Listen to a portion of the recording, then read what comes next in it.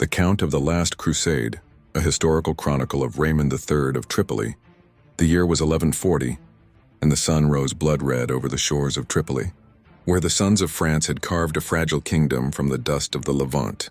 Amid its walls was born Raymond, heir to a house already cursed by steel and sanctity.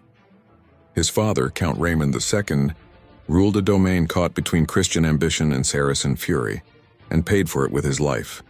Struck down by the silent daggers of the Assassins of Masyaf, orphaned before manhood, Raymond grew beneath the shadow of his mother, Hodierna of Jerusalem, sister to kings, whose eyes had seen both courtly grace and crusader bloodshed. The boy was sent to Jerusalem, cradle of Christendom's dream, where knights in white mantles swore oaths before relics and relics were bought with blood.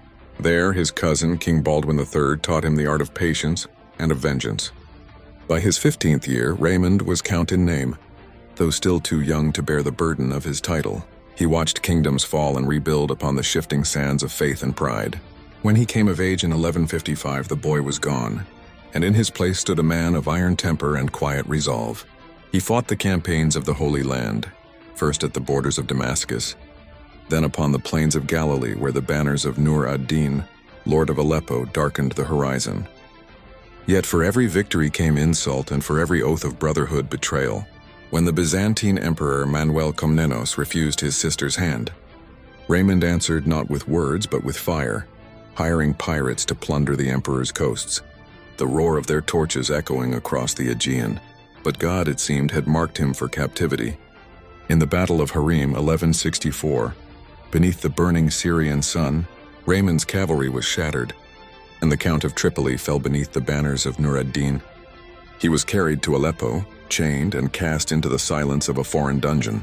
There the walls whispered to him, of destiny, of pride, and of a kingdom that forgot him. For 10 long years the Count of Tripoli was a ghost.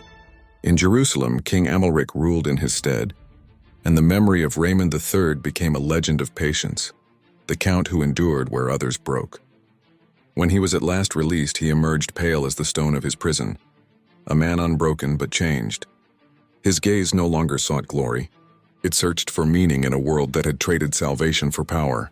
And so begins the final chapter of Raymond of Tripoli, the count who fought kings, trusted no crown, and stood at the crossroads of a dying dream, the twilight of the Crusades.